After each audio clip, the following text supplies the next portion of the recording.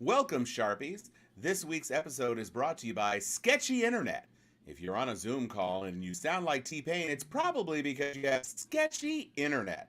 So make sure you get that Xfinity dial-up super fast so that you cannot have sketchy internet. We are here. Hello, everyone. We had a brief little hiatus, and it was a hiatus that ate us all up. We hated not being here, but we had some commitments that could not be forsooketh, and so we had to take the week off. Anthony Turner, we are here. Thank you for being up in the thing again. And we also have Ravine. Happy Friday. It is a happy Friday. And Sadikta with the applause, applause, applause. We live for the applause. Thank you so much. And we are super duper happy to be here. I am Tom Cunningham. And I am Chuck Hobbs. And I am Sharon Letman Hicks. And we will have Joy joining us as well, but we had to get started before the Book of Faces terminated the broadcast. So am here to celebrate and regulate. So I want to take a point of personal privilege. You know, we have our lightning round of things. I'm not going to play the sound effect because I know people get scared. But I'm going to take a point of personal it. You do? Oh, okay, well, hey. Yeah, me too. It is. I said nothing but a thing. I'll give you a lightning bolt. I like it. It's a little loud, but I like it. So it's not often that you get an opportunity to really talk about a friend in a way where you can celebrate their achievements on the interwebs, and especially someone who is a friend of the better part of 2 decades, who is also an HCast friend for life, and that is Bomani Jones of ESPN fame, of radio fame, and now of the HBO original series Game Theory with Bomani Jones. And I will just say, I had forgotten that the show was coming on. I'd seen stuff across my timeline, and so I was excited. I'm not like the biggest sports aficionado, but I knew I was going to support because that's my boy. So I was gobsmacked. The show is amazing. It has a sports centered focus, and in as much as sports are really a part of popular culture, it definitely has kind of reminiscences of that angle to it. But the show is so well written. It's so well composed. He spareth fools not a whit. He came out the gate just like body blows and uppercuts and shoryuken. I mean, he was killing them. And as the show progressed, it segued from kind of like a hot lightning round sort of thing with his hot takes on certain figures in sports. And then he kind of segued into some legitimate topics about the sports world, particularly the NFL player who was accused by, I think, dozens of massage therapists in the Texas area, and how he was, kind of sidelined. But now it looks like the criminal charges are going to be dropped, and so now it looks like he's going to be a hot prospect. Like, he was literally talking about how many teams were going to be grabbing after this dude, and even suggested that Ben Roethlisberger would be a great person with whom to deal, just because Roethlisberger has had his own dalliances with trouble with women. And then he went into a long conversation with Stephen A. Smith. And then the thing that just like capped the whole thing off, they did this super long Coach K, Coach Krzyzewski, retiring from the collegiate football realm. Hello, Joy. Hello. What up? Joy What up? is What giving up? us a much constrained hairdo. All right, with the braids, the blades. I am feeling this look. What's up, Joy? Okay, so we're just talking about Game Theory with Bomani Jones, and I was just singing its praises. And the final segment of the show, which was kind of like a super segment, it was Bomani talking about Coach Krzyzewski and what he meant to the different persons in college basketball, because it was a time in which Duke was kind of set apart as kind of America's team, and Georgetown and some of the other teams that were embracing black players, uh, and you know, folks, certain fans felt away about these black dominated teams dominating the entire NCAA. But there was Duke. There was Duke in the 90s, shutting down dreams and Yeah. making people cry, one and dunning people right into the NBA. And there was a conspicuously racial narrative around Coach Krzyzewski and what he was doing, and also some of the players that ultimately became NBA superstars, their feelings about playing against this team and what it meant for them. So it was a really outstanding segment, something that I heartily recommend. I did not know that Jalen Rose was as seasoned a comedic talent as he turned out to be. He was funny. Mm-hmm. He was really funny. So I'm just gonna say, I think that So Sadita says she loved his interview with Stephen A. Smith. I will say this: Stephen A. Smith gives even fewer concerns than Bomani, because Stephen A. Smith really came off kind of like a tool to me. I mean, he's really full of himself, which is something that I knew, but it really came out like how much he is smelling himself for real, for real. But regardless of that, if you're a Stephen A. Smith fan, you're probably gonna love the interview. If you are not a Stephen A. Smith fan, you're probably gonna love the interview too, because he comes off kind of like as a jerk, and so you might like that as well. But regardless of that, I will definitely be tuning in. I was missing my must-see Sunday television on HBO, and from Game of Thrones to Game Theory, Bomani Jones is completely kicking ass, and I love the show. What time? What day does it come on? It comes on Sundays, and it's a late night show. It's like I think it's 11:30. Hold on, let me see if it's in the graphic. I don't think he could have got a bigger review than yours. Yeah. Yeah, no, it's not on there, but it's a late night show, and it's definitely late night. I mean, this is not a children's sports show, but it's outstanding. Good job, Bomani. Good on you. And a shout out to his mom, who was a longtime coach with Heinekam's All-Star Challenge for the Alabama A&M team, and he is a past HCAS champion. So just all the love in the world. Please support the show. Please support the show, especially with your streams, because the streams are individual tallies of people who are watching, so It doesn't rely on Nielsen. So go and stream that show on HBO Max Game Theory with Bomani Jones. That's my lightning round contribution.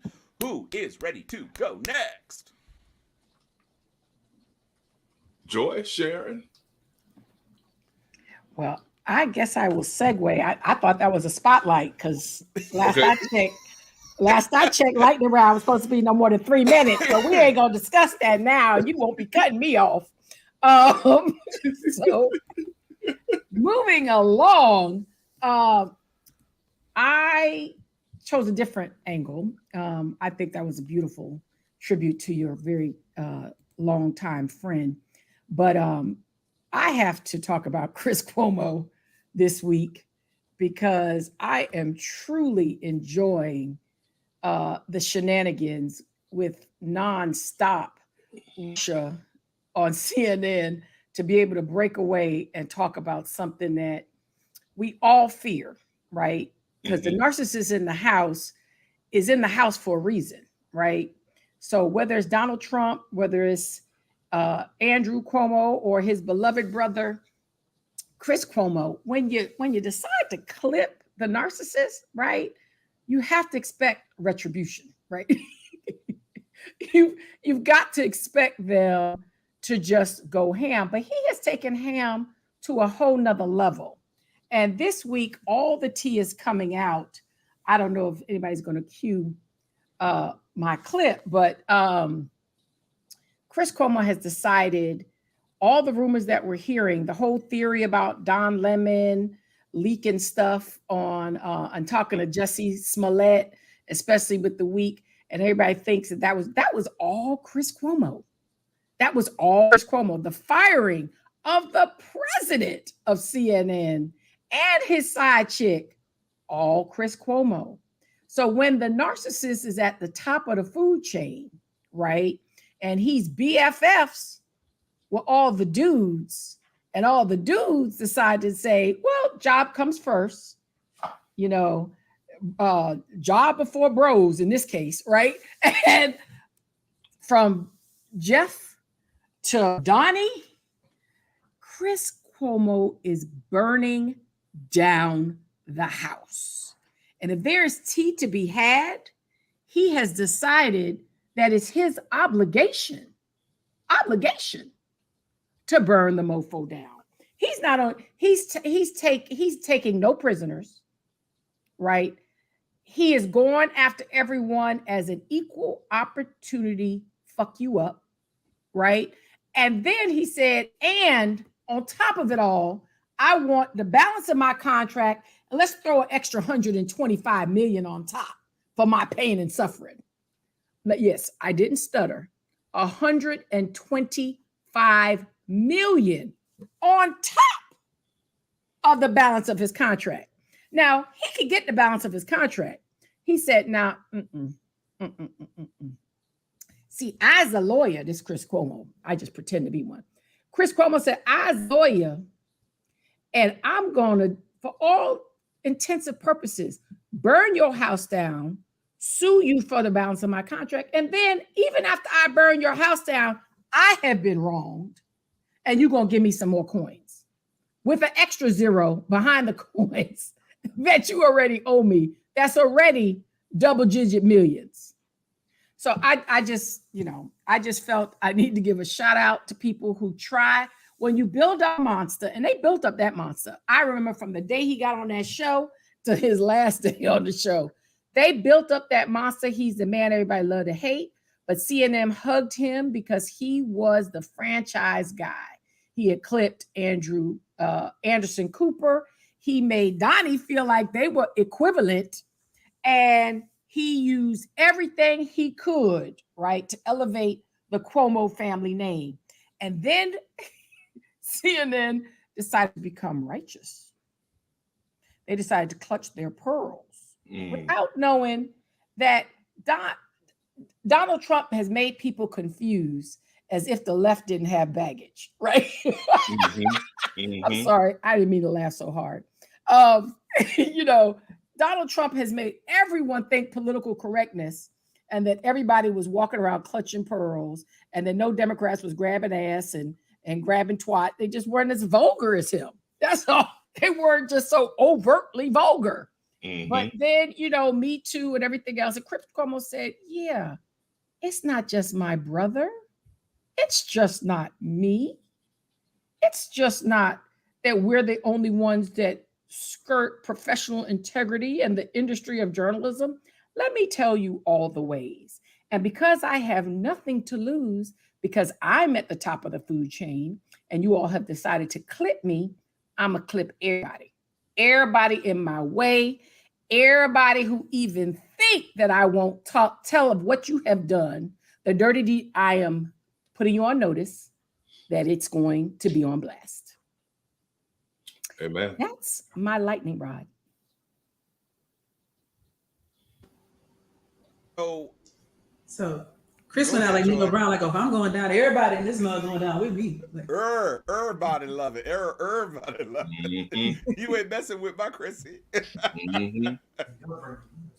But you know what's interesting about that? What Sharon's lighting around is that it lets you know how phony the relationships are. And y'all, if y'all see me crying tonight, I'm not upset or anything or having a moment, but the pollen is just really off the chain in Tallahassee today. We've got really bad weather, thunder, lightning, and I've done the whole Claritin, and I just can't get right. So y'all just bear with me this evening. But I don't want y'all to think I'm sitting here crying.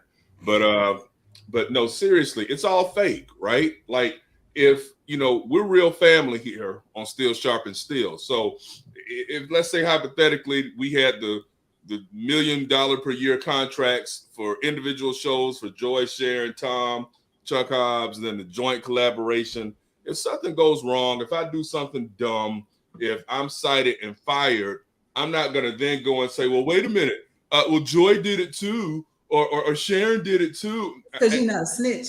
Right. It just lets you know that it's all fake. All that, I love you, bro. I love you, bro. I love you. I mean, it's, during the pandemic and stuff like that, every night, y'all remember, when they would segue from Chris to Don Lemon, yo man, I love you, bro. Stay strong, stay safe.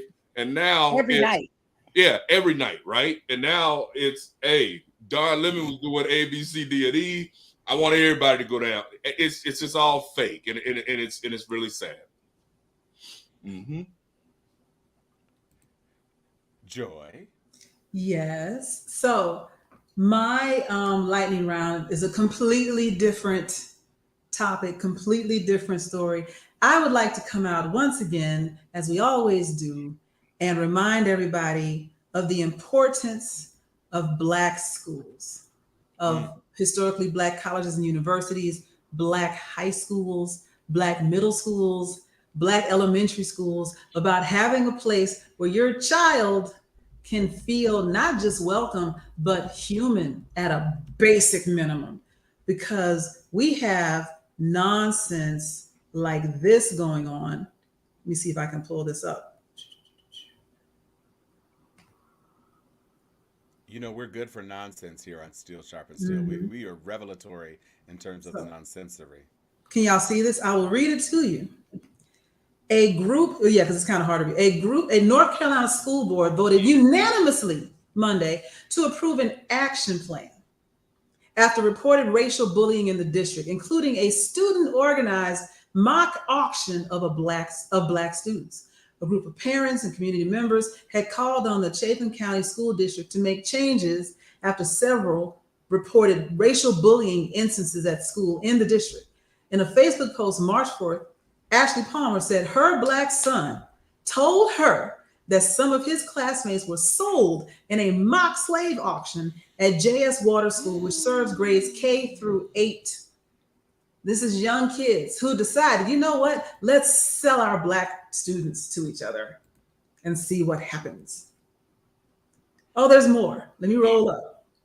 Our son experienced a slave auction by his classmates, and when he opened up, we were made aware that this type of stuff seems to be the norm, so much so that he didn't think it was worth sharing. His friend, quote unquote, went for $350, and another student was a slave master because he knew how to handle them, Palmer wrote in her post. She wrote that students also sang the N-word. It's not enough to just say it. I'm gonna sing it to you. And so I want to remind everybody, especially Black people out here, the education that you think, the elevated education that you think your students are going to get in these predominantly white, private, or even just segregated in a slightly better A school, whatever, the education you think they're going to get there is not the one they're receiving. Amen. They may be learning a little bit more math, maybe a touch extra English, maybe they have a music program, but at what cost to their soul? Think about that before you decide to put your kid in this fancy school where they're going to tell him he's worthless, or maybe he can go for $350. You know, so. I got you. How did we get here? Well, we got here because societally, it was the way that stuff was done for generations. We never left here. Exactly. Never. Good point. But they kept trying to tell us, Sharon, we were I ain't gonna say. Yeah, they kept telling us we were post-racial, and once the civil rights era and the World War II era, generation dies off. Things, we're gonna have problems. We'll be good and dead, and there'll still be problems here with race in America. Well, this is K through 8, right? Yeah, it's crazy. I mean, we're in the clutch. I can't. The lack of civility, the fact that we are having debates about people's feelings being hurt because of CRT, but I guess we're just animals. Right. That's what I mean by how did we get here, right? I'm not going to agree that this has always been there. I'm just not. I'm going to tell you who changed. Right? I'm going to tell you who changed. There have been some nuts in the 80s. Books back then, right? Hang on. Period. Hang on, because I'm going to tell you categorically wrong. I'm going to tell you who changed in the 80s and 90s. Y'all did. Y'all uppity Black folks got a few television shows, got some good jobs, got some law degrees and whatnot, and thought y'all had arrived and things were better. And the white folks were like, yeah, things are fine. No, they seem to be appeased. They seem to not be trying for much more. We're indoctrinating them into I got mine, you get yours mentality. This will help keep them down, and we should be good at maintaining our top tier going forward. So we thought that we had gotten better. We thought, oh, we got Fresh Prince of Bel Air, and we got Martin, we got all these different things, and we are having some representation. And my son just got a job as a lawyer, and we just made judge, and all these other things in small pockets. We got millionaires on the millionaire list in small pockets. But then they reminded us, you still niggas. I don't know why you thought any different. We've never told you anything different. We've never expressed to you anything different. We have always said this since we brought you here, that you are not worthy. You are on the lowest rung of the caste of the United States, and you will stay there. You got above your station, and we're going to have to use the violence we've always resorted to put you back in your place. And I can believe that. I mean, I was called nigga in the 6th grade by Jim Weber. I still remember the mofo, and he got thrown across the classroom. I call him out every chance I get. Good. He got picked up and thrown across, and I was just in the school for 2 weeks. The only black kid in the Spanish class. So I'm still stigmatized, right?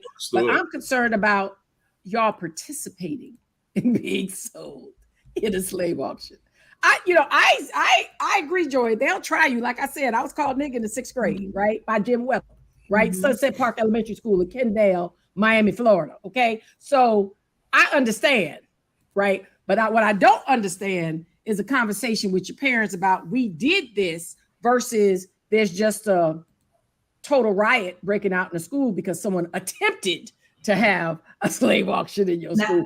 That's the part that I'm a little challenged with. I'm going to project some things. Me too. Onto this that I have no knowledge of, but I have to wonder if earlier in the school year, or if this is a K-8 2nd grade, if this kid has been in this class or with these people since the 1st or 2nd grade, if he didn't maybe say something to his parents 8 years ago, mommy, I don't like this. Mommy, they said this, they were mean to me or whatever. And the parents, in an effort to mollify, oh, baby, it's all right. These things will happen. It's okay. Keep your chin up, rise above. When they go low, we go high, and all that other fuckery. And convince their kid, just deal with it because you're getting this good education and the reward is going to be there at some point. And so the kid internalized that at the age of 7. And now that they are 12 or 15, they're like, yeah, I mean, this has been going on forever. This is a new low, but this ain't nothing different than what they normally do that I've been telling you about since the 2nd grade. Ma, I don't know why you mad now. Oh, because we got sold and now it's hitting you different. What about when I told you little Johnny called me an N-word and pushed me down to 2nd grade? You told me to just, dust myself off and rise above. I'm still rising above. I ain't got that far to rise, Ma. So again, I do not have any evidence of that, but I have seen that play out in other instances. What's funny about what you just said is, and now that it's 8-9 weeks into the season, if you haven't started watching Bel Air, that's just your bad. So here comes a spoiler alert. It's a small spoiler alert, but it's about the character Carlton. I'm sure that if you're on Facebook, y'all are reading about Carlton, and that's part of the problem with him is what Joy just described. He's gone to this Tony Academy in Bel Air his whole life, and he is that black dude, that black guy that's cool with the friends saying the N-word and rapping the N-word and what have you, and him not pushing back. And so that's one of the more interesting dynamics between the new Carlton and his cousin Will, who's come in from Philadelphia, is, hey, y'all, whoa, ain't gonna be no N-word. I'm not it ain't no my N-word with you cats. You follow where I'm coming from? And so that goes to what Joy is saying, is that somewhere along the way, people got a little too cool, and not us on this panel. I mean, our generation ain't play that crap, right? I mean, you might have had one or two here or there that were kind of selling out, but for the most part, I talk to my mom about this all the time. Gen X, we really were raised by, obviously, the civil rights movement parents. So a lot of their angst and frustration that they had with white folks went right into us too. So, I mean, God bless his soul, but every other word out my dad's mouth was cracker, cracker, cracker, cracker. Them crackers and not them crackers, cracker, cracker, cracker. And so little Chucky's walking around, cracker, cracker, cracker, cracker. It seeped into my head. That's what they were called. You get where I'm coming from? So, but somewhere along the way, our generation, with the kids that are coming up now, kind of dropped the ball. And I'm not saying that you got to walk around your house cracker, cracker, cracker, cracker, cracker. You shouldn't do that. But at the same time, you got to be like, hey, look, boundaries. You don't let them say this to you. You don't say this to them. And everybody can be all right. You know, we've got to get back to that where there's some mutual respect that's popping. Well, I appreciate Andrea Oliver's, Dr. Oliver's commentary there in the chat, right? And but I, so if you, I'm a late parent, so all of this is news to me. I sit where Joyce sits and talking about y'all, right? But today, because I am that psycho mom, and I know Dr. Oliver quite well, and our boys went to school together in the early all-Black school years that created their foundation. I pray for any fool that tries that on Nalito Hicks. Amen. I pity the fool. It ain't gonna happen. Y'all just get my bail ready. Right. We got. I have zero fucks tolerance for anything that I'm hearing, anything that is a possibility. We just ain't gonna do that. Yeah. Slave auction. I mean, how does that school not make the 6 o'clock news with mayhem and parents up at the school with bats? I mean, I just don't understand. I'm sorry. I don't understand. It's unrelatable to me. Share. That's one of them times when your kid gets suspended for 10 days for fighting, and instead of you getting upset, you be like, "Well, where you want to have dinner tonight, baby? What you want some ice cream too? We can go to Krispy Kreme, get you some donuts." That's when you support them. When it's like, "Oh, you swung on them about that," like righteous. You don't let people cross those boundaries with you, y'all. I'm with you. Okay, well, y'all, I'm ready for my lightning round. Yes. Go on ahead. Okay, mine is real quick, and I'm just gonna say this and step off the platform. Everybody that knows me knows that I am a wearer of Ralph Lauren polo. Always have been. Got on one tonight, as a matter of fact. Okay, I got every color under the rainbow, every puffer jacket, sports jacket, you name it. I have put a lot of money into Mr. Lauren's coffers over the decades. Right now, having said that, I was pleased to see the new Morehouse Spelman line that has been created by former Morehouse alumnus. I can't think of his name. I think his last name is Jeter. I believe there are also some Spelman alumni who are working at Ralph Lauren Polo, and they have created a new line that's a retro look. Okay, I have been extremely frustrated this week with us. And by us, I mean Black people. And I'm going to lay it out. Okay, if the preppy look is not your look, cool. All right, I like polo. You like something else? Hey, that's cool with me. If you don't like the retro look from the 1920s and 30s, like I do, I actually have always loved looking at the vintage photos from historically Black colleges and universities and seeing how our parents and grandparents, and for some great-grandparents, used to wear suits and dressed up, and their shoes were shined. Even if they only had one suit and one shirt and one pair of shoes, they were clean and tight to death on a day-to-day basis. I always thought that was cool. And yet I'm all on Al Gore's internet watching people say stuff like, this looks like a sock hop in the Jim Crow era, or this is some retro, you can't vote Black man, Black woman couture. And I'm just sitting here thinking, how simple minded are some of you when it comes to that? If it's not your look, if you prefer something else, cool, that's fine. But you don't have to denigrate, number one, our forebears for how they dressed, because I still would say they looked better on their campuses than most of us look even in our day on our campuses. I'd take looking at Pop and his FAMU football teammates and their shirt and ties and their hard shine shoes over even me in a polo and some Guess jeans circa 1990. It was just a better look back then, right? So I get it. But the other thing that pisses me the hell off with us, all right, and I'm done, is I get sick of what I call the Marsha. If you watch the Brady Bunch at all back in the day, or if you have seen the memes, if you didn't, you know that Jan Brady was the middle child, and she was always competing with Marsha. And so she hated the attention that Marsha, who was popular, got. Thus, there was one episode with Marsha, where she was complaining about her sister. I get sick of folks from HBCUs who are throwing or casting aspersions when Spelman gets something, when Howard gets something, when Morehouse gets something, when Hampton gets something, when Florida A&M University the other week got announced for getting $100 million from the federal government, you see all of these people, well, why they didn't give none to Russ? Why they didn't give that much to Tougaloo? Why didn't they give that much to whatever college that you went to? Folks, we are not in competition with each other, okay? It's one of those things whereby either we've got HBCU love or we don't. That's what I'm trying to get at. I am always happy for all of our schools, whether I attended them or not, when there is something noteworthy achievement that has been accomplished at those schools. And I'm always pulling and hoping and praying that philanthropists and the federal government will open up the bankroll, because I understand the historical missions of our schools. But we look simple as hell and like a bunch of hating, jealous, little mean girls and mean boys when you're bitching and moaning about Morehouse, Spelman, Tuskegee, Clark, Howard, Hampton, Florida A&M. Hey, step your game up as alumni yourselves. What are you doing for your own school? How much money are you giving?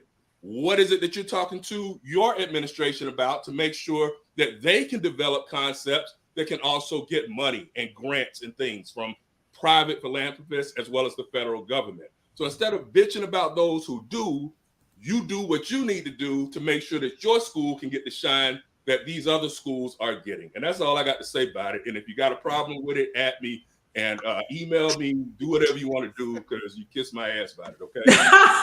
Tell us how you really feel. Yeah, okay. Tell us how you really feel, bruh. I mean, I got sick of that shit this week, y'all. I'm just, and it's been going on for 2 weeks, because it started when folks started coming for FAMU 2 weeks ago with the LeBron. When the Biden administration's 100 mil got announced. And I was like, okay, I'm gonna let these people keep coming on my page. They know I'm a rat law, so, and throwing their little shade. So I'm like, all right, come on with your little bullshit. But I've had enough, if you follow where I'm coming from. Achieve and your school too can start to get at these money, because we all need to do what we need to do to make sure that these schools are open for the next 100 and 150 years for kids who are going to come behind us. Chuck Hobbs said his gluteus maximi are available for kissage. Right. If that's what you try to do, go ahead, Troy. I'm sorry. Only thing I'm going to add on there is, like, you know, when people don't get it twisted about like Spelman, Morehouse, Howard, Hampton, Florida A&M, North Carolina A&T, Clark, Atlanta, etc. Don't get it twisted about where a lot of that money comes from. The reason people are willing to give grants and foundational donations to these schools is because their alumni give too. And so a lot of the times when they're looking at this, they're like, well, what is your alumni doing? And Spelman's alumni comes through with the cash. FAMU's alumni come put it down. We have competitions. Which class can give more? Right. And we are about that dollar for our schools. If your school calls you for a contribution and you're like, they got all the money they're going to get from me in tuition back in the 90s, well, then you get what you get. Don't say shit about our schools. Thank you. Because, you know, and it's honestly true. For those of us who are in D9 organizations, a lot of individual chapters start their own foundation to endow scholarships for, you know, particularly youth programs and things like this. You don't walk to a corporation with zero in your bank account talking about give us $25,000. Because what you gonna do with give us $100,000. Corporations and people want to see that the existing infrastructure for donations exists already. They'll put on top, but they ain't gonna be the baseline. If they were the baseline, then it would be their stuff. So thank you. To Joy's point, you have to invest. And I'm gonna tell you right now, as I was looking, I wasn't sure what the vibe was, but brother man on the second row in the middle with that tie thing, come through.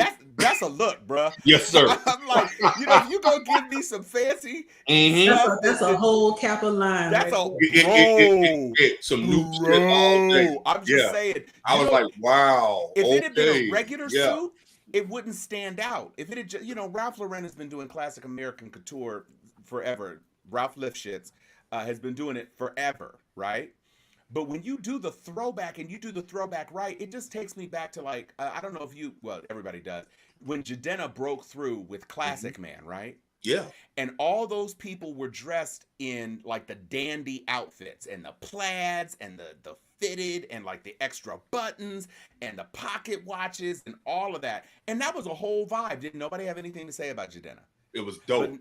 but now when Ralph Lauren says, I'm going to look at these two institutions who have this incredible legacy together, who are across the quad from each other, and we're going to do, classic American style.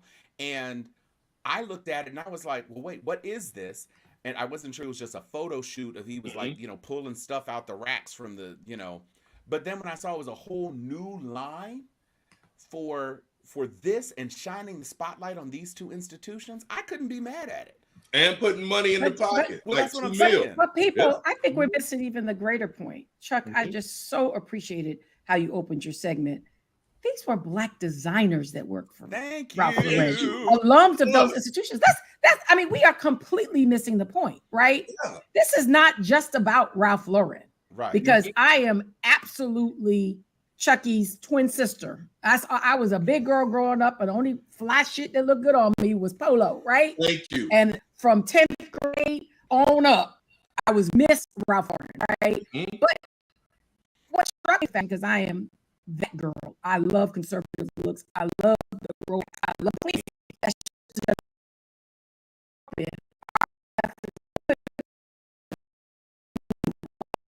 couple of baby campus. They convinced him that let us show you how these coins about to roll in. Right. So Thank all you. the naysayers, Chuck, I'm so proud that you got that off your chest.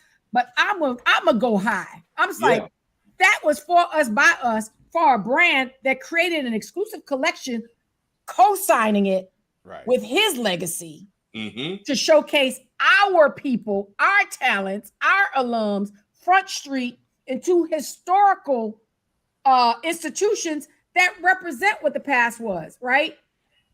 I don't care how progressive you are. Go do your shit, right? I ain't Hmm. taking it away from you either, but you're not going to take away even our history. When Mhm. our ancestors is what we look like. That is how we were raised. That is how we were indoctrinated. And some of us need that too. So you Hmm. could tear up your jeans. You could put your hair everywhere you want to go. We celebrate that too. Yeah. But some of us are very much from that contemporary side of society, and to see it showcased in such a way that is about our talent, we design that stuff, Mhm. right? Exactly. So it's just a celebration of talent, and I'm here for you all, Morehouse and Spelman. I'm here with nothing but love, and hope it comes in some plus sizes. And man, Yes. that's exactly what we waiting on. Me too. Right. 48 I'm gonna need long. that double Me X. too. 48 long. I'm gonna say Yeah, Ralph, exactly. for designer person, right cheer in the Yeah. middle. Right. The dude who looks Yeah. like the Martin Luther King statue. That little thing across the front with the vest, right there. Absolutely. That joint right there. 48 long. That's it. Those Courtesy knickerbockers. of Steel Sharpened Steel. That's it, Go man. ahead, Joy. All I'm gonna say is, like, I never really rocked with polo because I was buying whatever was around. But this right here, That's dope. I'm about to cop this It's for dope. real. All day. It's All dope. day. That is the sweater I didn't know I desperately wanted. Yeah, that's You know what I'm what it's saying? dope. And that It is a And one that is other a thing, for like, real turtleneck. around the harkening back and around, like the saying that, we're of an age where we like that throwback. These were millennials that were designing this. This Oh, wasn't yeah. no old head that said, This is "You true. rock my mama's look." They saw the vintage and saw value in bringing that back around with a reimagined, updated, but still vintage look. And the shit is fire. I mean, Gen and, Z and is the bringing Take from quality, your own house. Gen Z And, is bringing it. yeah, the quality is just so apparent. And don't forget, And Gen Z are our children, by the that's way. right. Yeah. And so I will. This has been an outstanding topic. And I'm gonna give a shout out to my own yard because Morehouse and FAMU were definitely handling stuff with the throwback. Miss Beyonce Knowles Carter also did a photo shoot at the Rattler Yard for her Ivy Park collection. Mhm. And so between Ivy Park and LeBron, who is showing us love with his sneaks, the Major moves. HBCUs are doing things. And to your point, I was hoping that we would be able to connect this a little bit earlier than the show rundown because Joy was talking about HBCUs in the slave auction segment, and Mhm. this is why. This is a living testament to what HBCUs can do, how we can impact broader industries beyond our own places. On my timeline this week, a FAMU journalism grad living out her dreams, doing sports broadcasting. Mhm. There's so many things that we are doing, and we are in the midst of a renaissance and a refocusing of attention on these schools that one could say that Deion Sanders helped to usher in, because True. he drew so much Yep. attention about all HBCUs, not only Jackson True. State, but we really are living in a time where we should be celebrating our own. We should be directing our children to these institutions. We should be supporting these institutions. There are, fraternity initiatives, sorority initiatives, just alumni initiatives across the board. This is our time to do it. And we need to make sure that we are supporting and celebrating. And that, I believe, brings us to the end of the Hold Your Ears. I just wanted to make sure I didn't step on Joy like we did the last show. She had nothing more to say. Amen. So It's like being at a gun range where you're ready for it, but you still like. It still get you. Yeah. still get you. And I want to thank the Sharpies who like the lightning, because we like you too.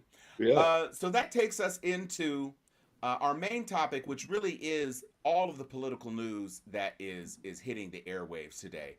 And there is so much going on. And one of the things that first got me from the perspective of the hypocrisy in a time where GOP legislatures across the country are, that's right, and we're going to touch on that too. GOP legislatures across the country, state legislatures across the country are making a point of trying to put all of this election integrity, and we got to make sure the votes and the blah, blah, blah, blah, blah. We saw that Texas had a landslide of should have been legitimate ballots tossed aside, people not even aware that their ballots weren't mail-in ballots, weren't even being counted, didn't know that they had to do things in order to quote unquote cure the ballots, because one of the restrictions of this new Texas law was that you had to have the code, the original code that you used to sign up when you were registered to vote. Some of these people have been registered for 60 years. They don't know what the heck they did, and now they have to jump through all these hoops. But the thing that stood out to me this year, or this week in particular, was this man, who is the former chief of staff of one of the most egregious liars in the history of our country, Mark Meadows, who who is actually under investigation in North Carolina about voter fraud because he put as his address a trailer in the hinterlands of the mountains that was unoccupied by him ever, and maybe his wife slept in it one day. He used that as his address of record to request a mail-in ballot because it was in a state where he was not currently residing, but he thought might be impactful to Trump.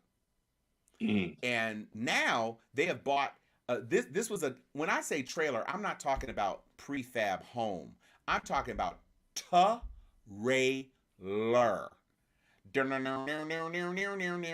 in the mountains, like nobody around, not a neighborhood for the chief of staff of the president of the United States, not some gated community that's next to a golf course in the mountains, like literally like Silence of the Lambs. James Gumb took victims there to make clothing out of their flesh, that sort of environment.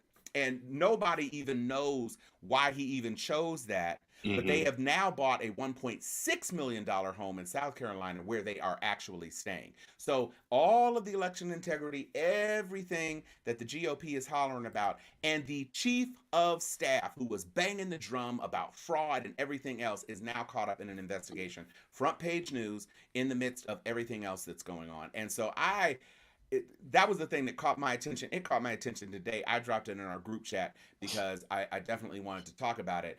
But that is not, by any stretch of the imagination, the only issue that GOP has with foolishness. And Sharon is here to tell you about her home state governor in chief, who has his own little piece of foolywang going on this week. Sharon? I mean, it's a disservice going down the roster of these clowns. And I just want to remind and expound on a point Joy made in a previous segment, where we need to realize history is being repeated, right? And as much as we're celebrating our, we got to hold on to something, right? But as you were talking and as I was digesting that previous segment, I thought of Tulsa. I thought of Rosewood. I thought of this extra $150,000 that Kamala, who I need to talk about before this is over, is making sure that the HBCUs that got bomb threats are receiving some extra coins to probably put some more cameras on their campuses. But I want us to celebrate ourselves. I want us to continue to shine. But we got to have a Black Panther going on somewhere, right? We've got to have that balance to keep us conscious that these clowns don't play fair, right? That these people, we are such a threat that the man that serves as the governor of Florida has passed sweeping legislation that's, I'm no longer thinking it's just for the win, right? Because there are people that support this bullshit, right? And he passed restrictions on abortion, immigration, and teaching about race and sexual orientation in the same session, and gender discrimination. I mean, people want to get focused on the gays, and see, he's also going after gender, and they changed gender throughout. I went in and read the legislative language. I'm not just reading articles. I went in, Chuck, to see what they struck out and what they inserted. My first job at 19 was a legislative aide in the Florida legislature, right? At the age of 19. So I went in to say, well, let me just see how far they're willing to go. And the strikeout and the add-ins, I have to go deeper because the word gender identity got some Title IX protections. So they changed everywhere that says gender in our legislature, Joy, and struck it out and changed it to the word sex. So I got to find some Title IX experts to see, well, where are we going here? Why are we rolling back the word to sex in the same breath that you don't want sex discussed? He literally said, my children are 5 and under, and basically the Don't Say Gay bill allows them not to be sexualized. When does sexual orientation and gender identity sexualize anybody? I mean, he said this in the press conference. This is a quote, right? Then the race stuff, they gutted everything. It's clear that somebody was in the back room, that he's only there. They have lawyers saying what you want to do will not stand up to the Supreme Court. So you got to go in, right, and read the strikeouts and the add-ins. So somebody went and added back in all the language of race that was actually somewhat responsible, right? But what they struck out and inserted is their feelings, right? No one is to, but we're talking about slave auctions in the same breath, right? That they are writing in, no one is to be made uncomfortable, right? No one is to be made to pay the sins of their ancestors. They literally have language that specific, right? And I was obsessed with it this week. I've just kept, and I'm still going through it, right? Because they never say the word CRT. They never say the word woke in legislation. It can't hold up. But the authors of the edits in the legislative language, you see things going on. That's how it got to K through 3rd, right? Instead of through 8th grade, because there's certain things in curricula that you just can't manipulate after the 4th grade. So they started using language under the 4th grade, right? At the same time, because they kids can't test either, he wants to win some brownie points, he got rid of the test, standardized test. So he's going to be celebrated by a whole bunch of people over here for doing that. But he is mucking up everything and rolling back everything to the 50s with small little safeguards that make my head explode, because the indecency and the arrogance is not a Trump thing, right? Again, Trump was the loudest and most inappropriate spokesperson for what they want, but they want it, right? Yeah. And he has created a mini me in the governor of Florida, right? In a way that scares me, is too gentle, that terrifies me, because there's a whole bunch of them, right? He's the golden boy that's breaking through, who was a gump in Congress, an absolute gump, less than 5 years ago, right? Yeah. That's just their void, right? And credentials and ability to influence, all that's out. You just have to say just ravish things that just inflame people. But it's also, the anti-woke is also because the left has gone too far with political correctness, right? So they left this room for crazies, right, who are saying things that even some Black folks agree with. Okay, let's not. So they just happy someone else is saying it. Mm-hmm. Yeah. And if it's not even hard reading, right? The actual language in this freedom bill and this sexual orientation and race and gender, right? I mean, no one's even talking about the gender part. That's what blows my mind. Where are the women's rights groups that didn't make an issue about it, because they snuck the language in? And they're really going at, and the reason they're not is because they're going after gender, changing its sex because of the trans community, right? So let's not, everybody got their little under agenda that they're blaming it on the radical right, when there's a whole lot of people in the middle and the left that's silently agreeing with them. This is true.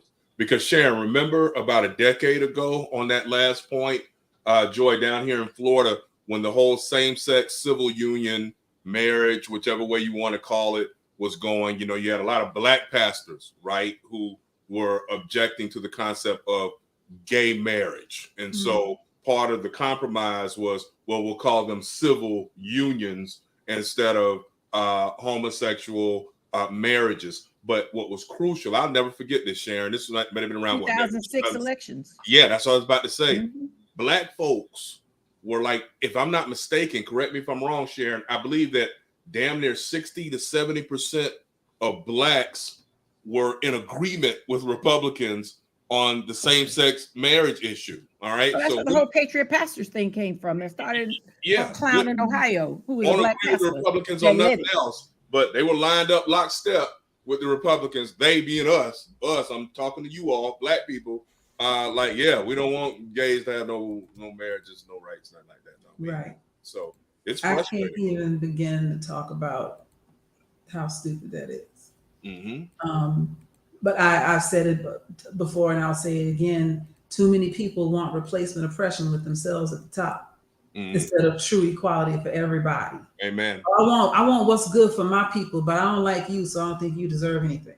Then you got that other group over here. Well, I want what's right for my people, but I don't think you deserve it because y'all been lazy your whole lives. And so, all the stereotypes come back around. A lot of the struggle for the gay community goes back to the insertion of the word homosexual as a replacement for pedophilia in the Bible back in like 1948. It's not even that old, but people took it and they ran fast with it. And people will tell you God hates this and God hates that, and God is still like, I'm not in this. I don't even know what the hell y'all talking about. I told you to love everybody.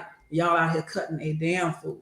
I ain't said none of that. Yeah, I ain't said none of that. What y'all none of those things. Right. But what also kills me is people saying they don't want to talk about gay, etc. in school because it'll sexualize children, but steady asking their 6-year-old, oh, you got a little boyfriend, you got a little girlfriend in school, what about that?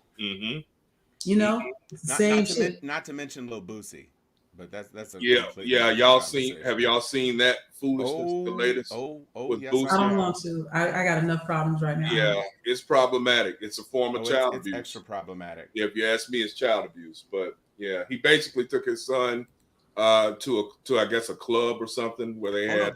This is a show. This is a show that he has. Okay, so it wasn't to a club. It was no. This is a show. You can see in the background. He's got a projection wall and everything. Gotcha. This is something that he's trying to do on Mark Zuckerberg's IG, which is why he keeps getting kicked off of IG because of Yeah. the content. Yeah. And the boy is now 18. Mm-hmm. So that was what he was kind of trying to hide behind, if an 18-year-old da da da da da da da. Mm-hmm. You are putting your 18-year-old son on camera with this. Yeah. Yeah. That is not an appropriate thing. I don't care if he is 18. Yeah.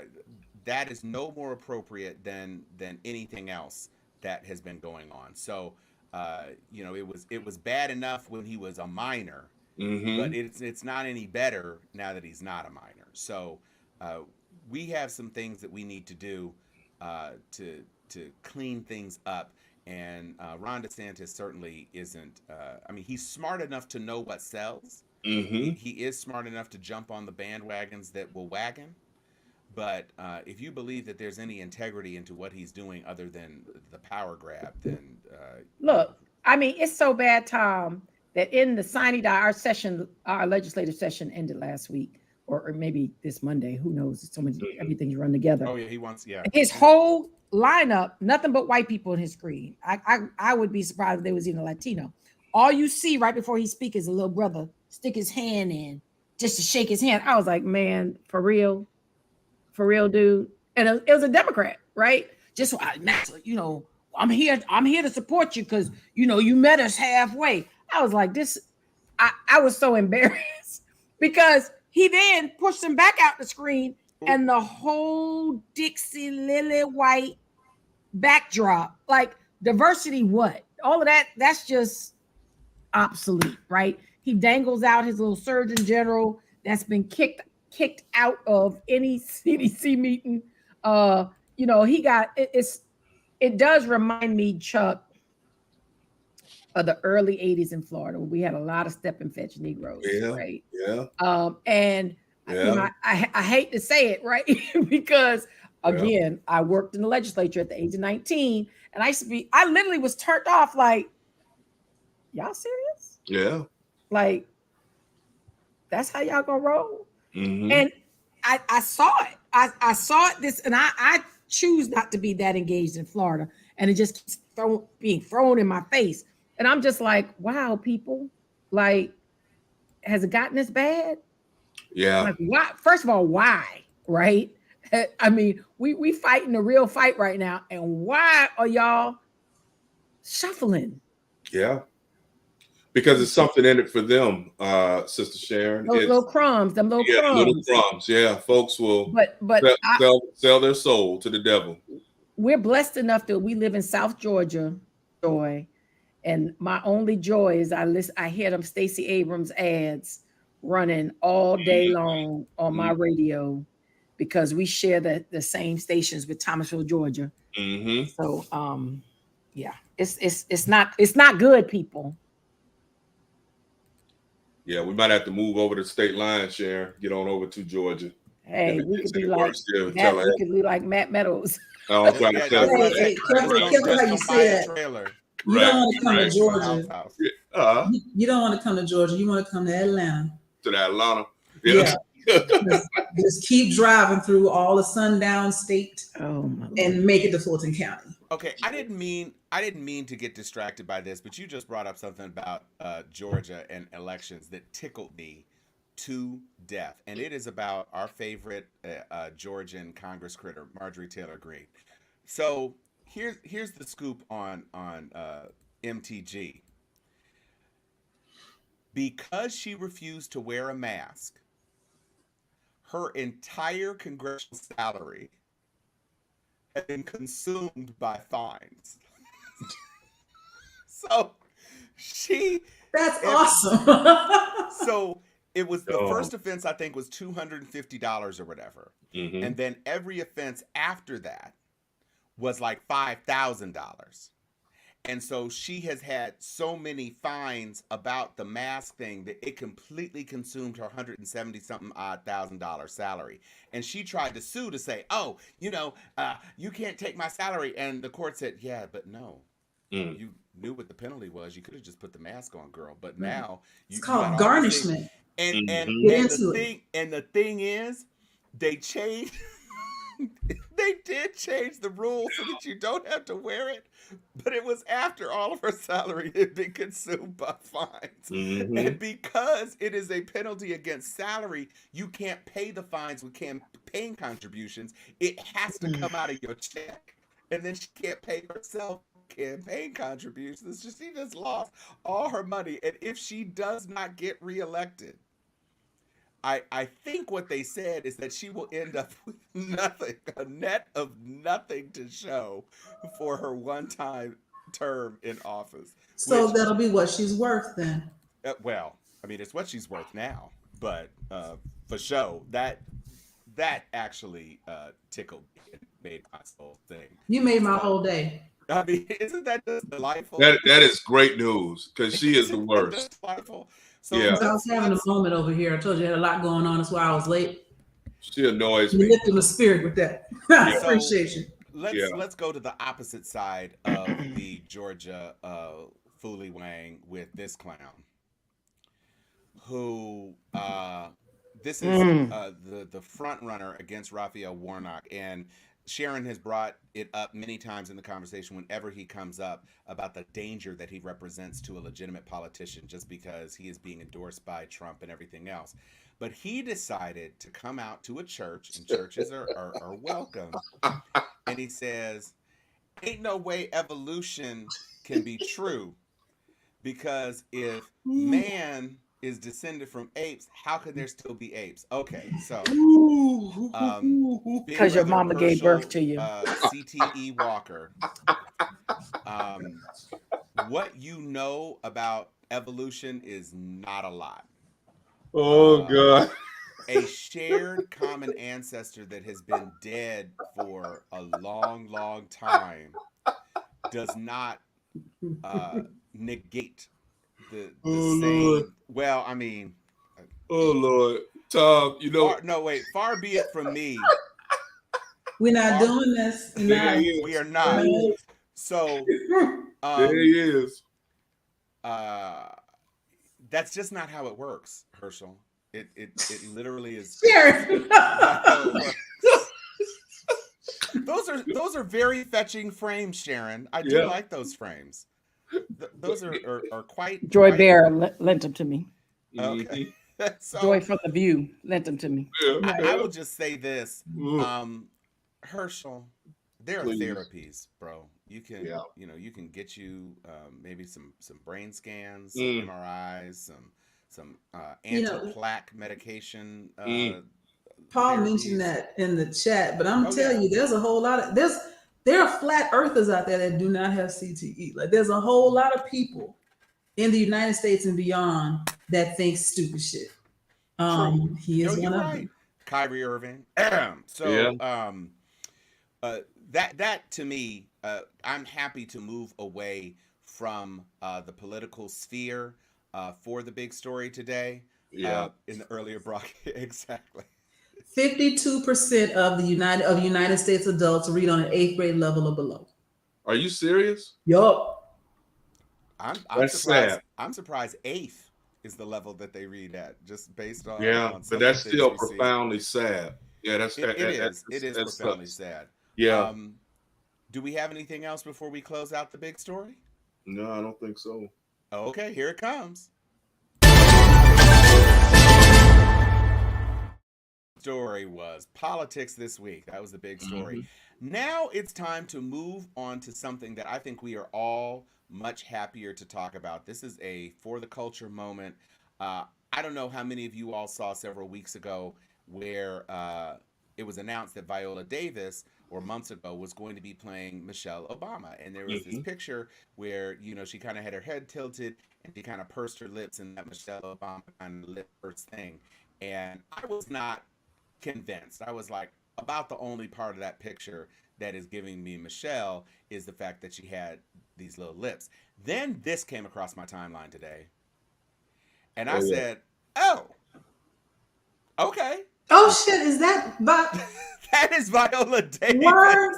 That is not Michelle Obama. That is Viola Davis posing in the dress from her presidential gallery portrait. And That is Mhm. not a Tyler Perry wig. That's all I'll say. That lace front is front That's a and Beyonce wig right yeah, there. that's Beyonce level wiggery, That and came from she Trini's is killing it. I'm salon. gonna show you again because it fooled Chuck and Sharon. Yeah, Show definitely. did. I thought it was Michelle. Show did. I'm Mhm. still I looking thought at it it was just like, Michelle who is showing this? out. Yeah, me Right, too. I Me was too. like, oh, Michelle giving face. But for real, that's not Yes, Michelle though. yeah, Hmm. and look at the guns. Yeah. Look at the guns. She is not all of playing that. with you She got people. in This She got a character. physical trainer. She got all that Yeah. happening. Every Yeah. this single is bit of like it Angela happening. Bassett and Tina Turner all over again. Like I can't tell Exactly. which one is real. Exactly. Absolutely. So I was just stunned. This is a Great Showtime comparison. movie. I do not have Showtime. I'm gonna have to get me the free trial so I No, can watch absolutely this not. You got a Yes. because fire stick, son? I'm just saying. I'm talking about legal ways to consume this content. I So wasn't. Michelle and I all the just asked producers get questions. credit for Sure. watching this amazing piece of content that is going to celebrate Where's it America's going to be First on? Lady. You know what? I will try to get that answer for you, but it must be coming soon because they're putting the heavy promo in it. And No, I I mean would. on what network Oh, it's or Showtime. what? It's Showtime. Oh, it's Showtime. Yeah, that's challenging. Yes. Hmm. So They needed that real bad. yeah, it's a series. It's not even a movie. Okay. April Okay. 17th. It premieres April. Oh, it's not just I see. It's not just about the one. It's about a series of first ladies. So Viola Davis is Michelle Obama, Michelle Pfeiffer is Betty Ford, and Gillian Anderson is Eleanor Wow. I Roosevelt. remember hearing about all So that. it's more than just Michelle, but But is Michelle it really character. though? Well, okay. So to that point, no, it is all about Michelle. All those other first ladies, that's great. Put that Um, picture up again. One more again. I'm just loving this picture. Ooh, Yeah, that's a nice picture. you better damn do it, girl. no, she's doing it, and that graphic print dress is everything. Mhm. Come through, Viola. Yeah, no, she's absolutely killing it right there. She is killing it, and she is an Academy Award winner. So let's not be confused. Viola Davis is doing all of the things, and she's got Emmys from How to Get Away with Murder. So this, I don't know if this is, so many of the streaming services are crossing. If they said about Nancy, Let's only see, first let's see. ladies. We're talking about only first ladies. Mm. Chan. That's what we talk about. Um, if this is possibly something that could be nominated for another Oscar, the way these streaming services are working, so many things that are on streaming services are now also being honored in Oscar nods because of the way Well, these this would be an Emmy streaming. though, right? Huh? Mhm. Well, it Because could it's be not a an Emmy, movie. but I'm saying being the Ricardos is Amazon Prime. It wasn't a theatrical thing. But it was a movie, right? Yeah, but it Yeah, the depends on how Ricardos is a long these movie. things are. If it's movie length, I think perhaps it might be able to qualify. But regardless, it'll be an Emmy. It'll be It'll be an award. it'll be an award for Even if it's sure. an NAACP Image Award, Yeah, it'll it's be an something. She's award. getting some more gold on that mantelpiece for real, for real. Yes, we. Mhm. So if what they said, yeah, Chan, go to the bad person's corner, Chan. Um, so I'm definitely tuning in to see Michelle Obama, and that's the whole thing about that. So that is an absolute outstanding thing that we are going to be celebrating. What else do? Oh, so, I don't want to do this next because it's something that I actually put into the thing and Joy separated it for me. So I want to give anybody else a chance to talk about what they might want to be in for the culture. Oh, there's the strolling into sisterhood. Is that what you guys want to do? You want me to pop that up? That's a good follow up to First Ladies. Yes, let's do first ladies. And here is this thing. I'm gonna share this screen into. In Oh, celebration of I gotta Sisterhood pause it. Month, That's right. Hold on one second. Let me share the screen for you. Share screen and Chrome tab and just for all the cougars in the house. this, and this, and okay. So you're gonna do a preamble, or you want me to just go? Oh, in celebration of Sisterhood Month, we bring you a super Delta Deer.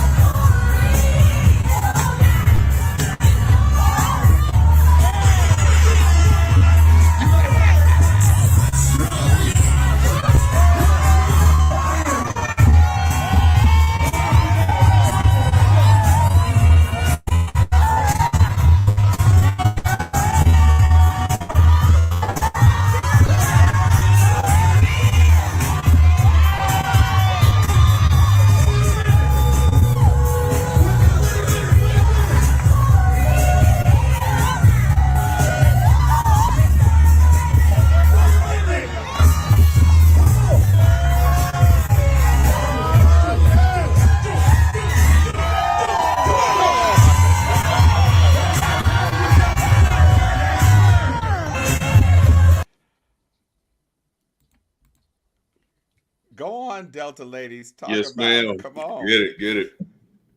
That was nice. Well, when that came across my feed, I had to pause, right? Because she was getting it. I don't know if it played well on everybody else's screen, but she was getting it. And I was like, of course, Joy had to take a shot at me.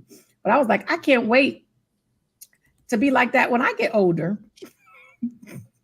And Joy. Oh, You're on mute, boo. We can't hear you, Joy. You said, I want to be like her when I grow up. And I was like, you are her. not the auntie. You know, it takes years to accumulate I that take it. amount of matching red. You ain't gonna just find that in the mall. You had to spend years curating your paraphernalia wardrobe to get the bodysuit, the shirt, the boots, the fur feathers, or whatever that was. Get all of I mean, that. that was Jazz in the Garden, and she was a true Miami It Sorrow. was jazzy in the gardens. Okay, I'm a put it out there. I'm gonna say it because when I saw that Joy had put this in the chat, I was like, "Wait, did Oprah pledge? What is going on?" Because that was the first thing that came. I saw her face and I said, "Wait, why is Oprah? Wait, what is going on?" I was just confused. But she was getting it in, and when you can occasionally see the younger Deltas behind her, they are not getting it like she is. She's like, right. I'm gonna do the arm throw. I'm gonna do the duck dip. She probably invented that right party walk. she was doing the whole thing. That gave me so much joy. I mean, we've seen. If Get Like Me was a person. That's right. But she is classic Miami alumni chapter. That's right. Nice. She is them divas down there. Yeah. Some of them we just stopped counting. She is a classic Miami alumni chapter sorrow. Nice. Yeah, she was doing the entire thing. All of the things. One of my friends, Corey, just sent me this picture. I just want to throw this up. When we talk about uncanny resemblance, he found these side by side. Check this. Oh yeah. Wow. Oh, Yo, you talk about doing a damn thing. Wow. Yeah. Nailed it. Nailed it. Yep. Yeah, no, they did all of that. Mm-hmm. For real. We're looking. Paul shared something with us, and so we're looking on here. So while we're looking for that, I'm gonna run it back to the HBCUs because this has been stuck in my head for weeks, maybe at least 10 days at this point. I can't stop thinking about it. It makes me distracted on meetings. It's awesome. And so when we talk about, the beauty of HBCUs and how everybody loves them, there's a new dance craze out right now called the Glide. And I really want to comment on all these youngsters' videos for the Glide and say, y'all ain't never been to an HBCU homecoming and it shows, because the Glide that they're talking about is a standard prancing step that you will see a lot of Black drum majors do. So without any further ado, I'm going to show you. Let me see if I can do this the way Tom taught me. I'm going to show you what this video looks like. Mm-hmm. Whoops, that's the background. Where's the overlay? Wait, I'm working on it. Don't do it for me, Tom. I can do this. Okay, I got you. Check it.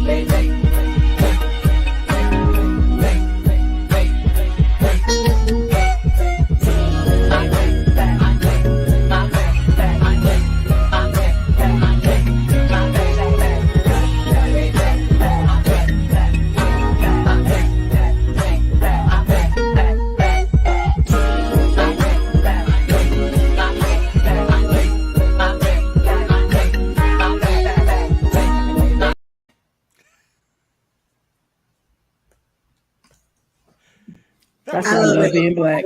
That was impressive.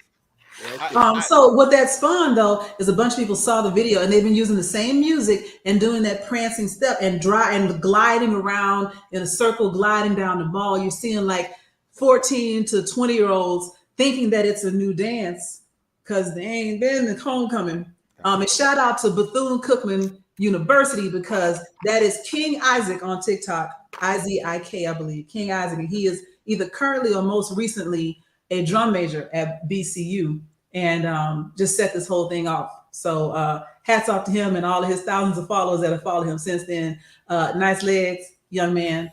And I'm impressed with the fact that I hope this again spurs more people to want to go to a Black college where they can do the glide dance all through the party if they want to, because it's awesome.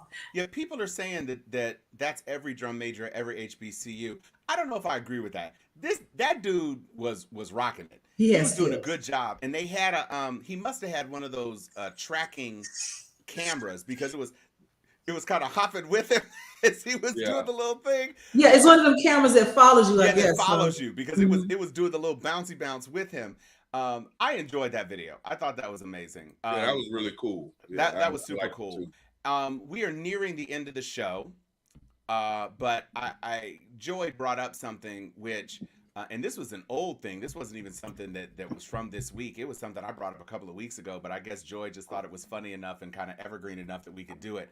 But we've talked a lot about school things today and auctions, and this is something that gave me so much mirth and uplift in my soul. So this came across my feed, and the teacher says, this lady on Facebook said her coworker had to have a conference with her son's teacher because of a note he wrote. Y'all, please read the note. So I don't know how old this boy is, but I'm gonna read it like I'm a 6-year-old. So he says, "Dear Miss Jones, I'm angry with you because you took 25 of my hummingbird bucks, all because I was talking to Connor. That's no big deal. I'm only 6. I can't be quiet all the time. And that makes you a thief and a crook, and you are going to hell, real hell, the burning one, because you a thief. I worked hard for those bucks, and my only prayer at chapel today was that God gets you to hell fast, super fast, and that your new haircut is bad, really bad." I said it. Oh, man. That is my child. I claim him. I claim that child as my own. Yeah, man. This week was St. Patrick's Day, and I remember when my daughter was about that age, and it was St. Patrick's Day, and she didn't wear green to school. And I said, "Elise, you're not wearing green today. Somebody's going to pinch you." And she turned around and said, "No, they will not." See? That's your child.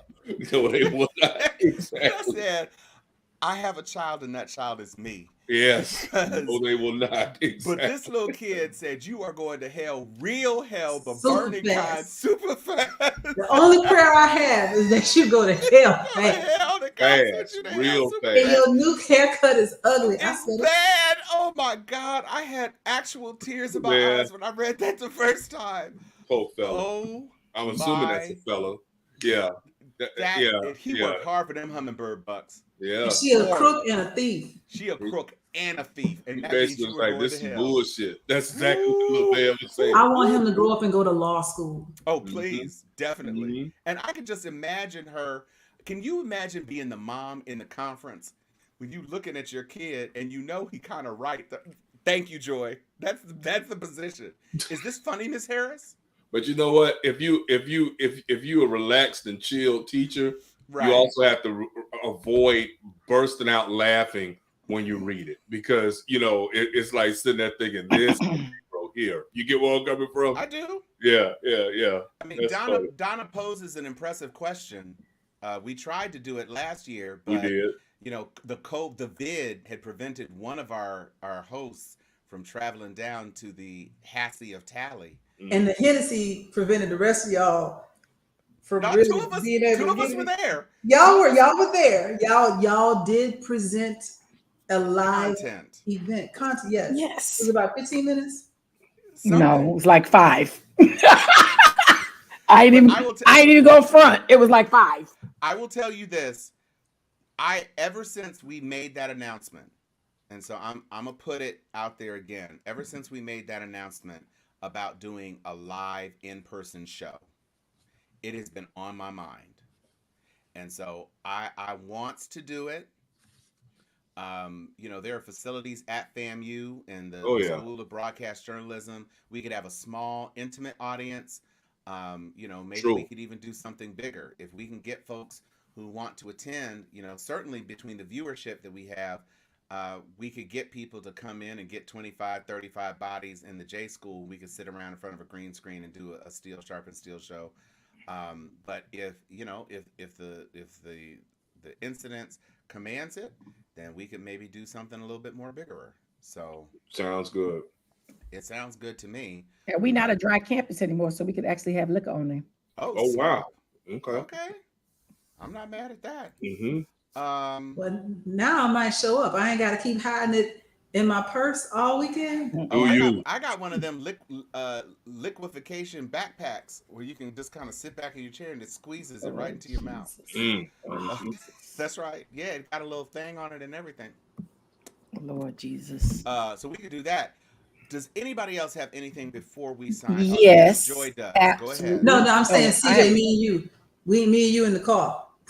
Going down the fam. That's right, CJ. Go ahead, Sharon. So you clearly didn't look at my run of show, but I want to first say that as with Tom talking about an in person, we had our first Sharpie dinner party. Mhm. And my sister, Vivian Ferguson Nash, and brother-in-law, Michael Nash came. I hadn't seen them in over 6 years, partly COVID and everything else. And they live in Arizona. And they came to Florida last week. And we had a little sister retreat. And another King Sharpie, Alvin Hicks, came and picked up brother-in-law. And the men went back to Tallahassee, and me and my sister hung out in Orlando. Then we came up, and all of a sudden, all I could hear about was Chuck, Chuck, Chuck, Chuck, Chuck, Chuck, Chuck. I was like, is this a joke?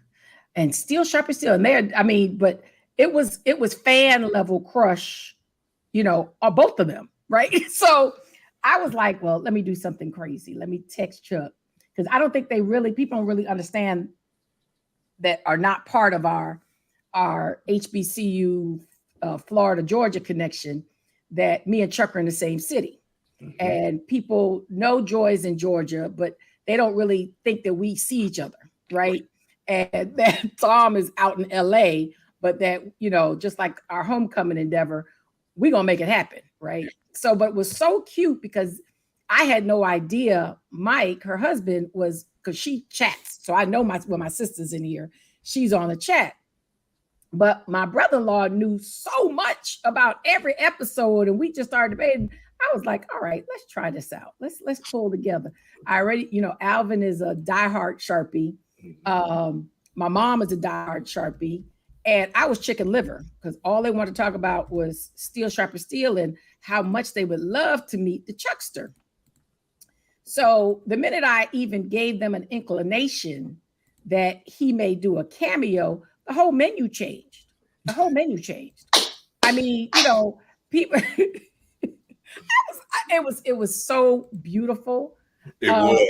I didn't have no room to be jealous. I was just like, is this really happening? Sharon, Is this what a Sharpie dinner party would look like? Sharon, Thank you, Chuck. I cannot Thank you, lie Chuck. to you. Number one, your family, that's such a wonderful picture. Your mother and your sister are gorgeous. Your brother-in-law is a wonderful man. Brother Hicks is a wonderful man. But I'm not gonna lie, y'all can look and tell I'm a big man. That was the best damn meal and conversation I have had in a month of Sundays. I mean, they showed out. Sergeant Hicks and your brother-in-law Mike.